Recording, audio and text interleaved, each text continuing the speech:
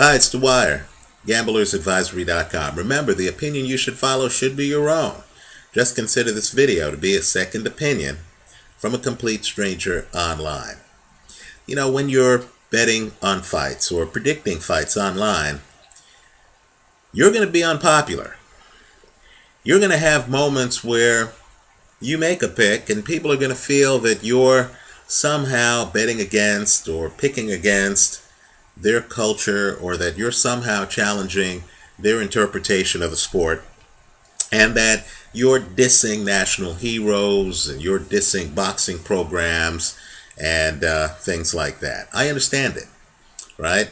Even when you're making the correct call, and I know I have a reputation online, thanks to all the comments I get, of being a Pacquiao hater, even when Pacquiao's fights have all gone over of late. Even when Pacquiao loses a fight on the judges' scorecards on a 3-1 play, people get upset, right?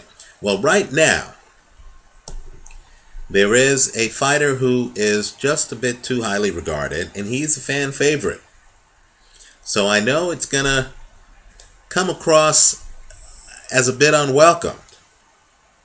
But I feel that Erislandy Lara right now is a bit overrated. You know, boxing fans are passionate. We fall in love with fighters. We'll look at a boxing match like Paul Williams against Erislandy Lara. We'll see the crisp counterpunching. We'll know the guy's story, having defected from Cuba multiple times, right? We'll see that Lara's a guy who's willing to fight the Paul Williamses of the world, the Carlos Molinas of the world. And we'll say, you know what, this guy is the real deal. But what we won't see is the fact that the casinos are overrating him. The fact that the over-under in the Freddie Hernandez fight should not have been 9.5 rounds with a plus 140 on the over, right? That fight went the distance, just like the Paul Williams fight, just like the Carlos Molina fight.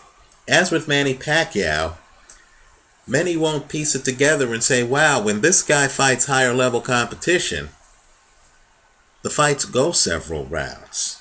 He's unable to get his customary early knockout, right? In fact, as the fight progresses, we start to notice that the punching power can be neutralized by a cagey vet who knows how to do certain things. Roll away from the left hand. Cagey vets who are fighting southpaws and aren't that fazed by it, right? And of course, in boxing, you know, it's like dating. We fall in love with the new girl.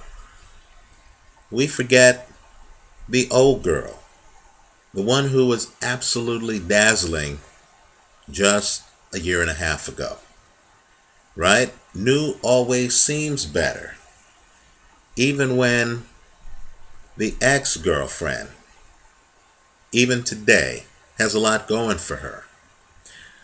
Well, let me say this. In this fight,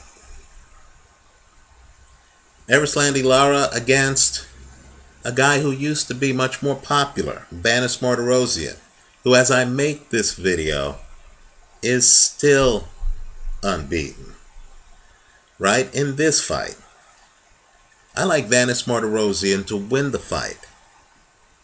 Straddled against Erislandy Lara, the likely favorite, the likely big favorite, by KO. Right? I believe Lara's only chance of winning the fight, and this is even after a unanimous decision over Freddie Hernandez, right? This is even after a fight against Paul Williams that many felt Lara should have won on the scorecards, including the powers that be in boxing, who then suspended the judges to that fight. I believe that Lara's only chance in this fight is a KO. Because as great as Lara looks today, as new and as fresh as Lara looks today, and I know there's talk about him fighting Saul Alvarez, as exciting as he is, just understand that when compared to Vanis Martirosyan, Lara can't match Vanis's hand speed. In my opinion, Martirosyan moves better than Lara. Martirosyan uses length better than Lara. Martirosyan has the higher volume than Lara. And Martirosyan is taller than Lara and should be able to introduce a Vitaly Klitschko-esque length dynamic that a counterpuncher like Lara is going to have all kinds of problems with. If you want to see how Vanis Martirosyan does against a southpaw, and Lara is left-handed, I encourage you to look at his fight against Joe Green. It was on the undercard of Miguel Cotto's fight against Yuri Foreman. What you're going to see is that Lara dominated that fight. I know the scorecards had him winning by 3 rounds. I thought Lara looked good. And Lara was able to do it, not Lara, Martirosyan. I thought Martirosyan looked good. And Martirosyan was able to do it behind a jab, changing the angles, throwing combinations, keeping Green busy, preventing Green from hitting his body, being able to step in occasionally and hitting Green's body on the end of combinations. I thought Martirosyan fought that fight masterfully. Now, I know there are many in boxing who feel that Erislandy Lara is one of the most avoided men in the sport. So too is Vanis Martirosyan. No one wants to fight him. There's a film clip on YouTube. Just search for Martirosyan, Julio Cesar Chavez Jr., yes, the middleweight champ. You'll see a sparring session, and you're going to see that on his best day, the middleweight champ couldn't come close to matching Vanis Martirosyan in hand speed. You're going to see Martirosyan. Now, granted, sparring's not a real fight, right? Chavez might have been in the ring working on specific things, right? But all I can say is you're going to see that Martirosyan more than holds his own against the middleweight champion. Outmaneuvers him, outthrows him. Martirosyan is a major talent.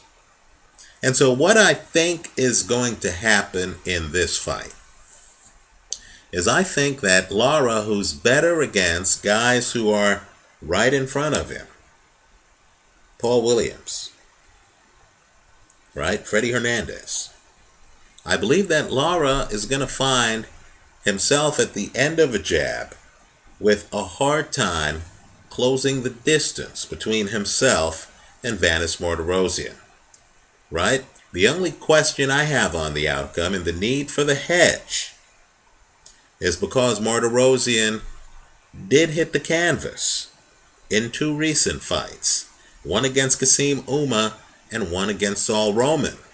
And if you saw Lara's fight against Ronald Hearns, you know that Lara has punching power. In fact, if you look at his record, you're going to see several first-round knockouts, right? And so Lara has punching power.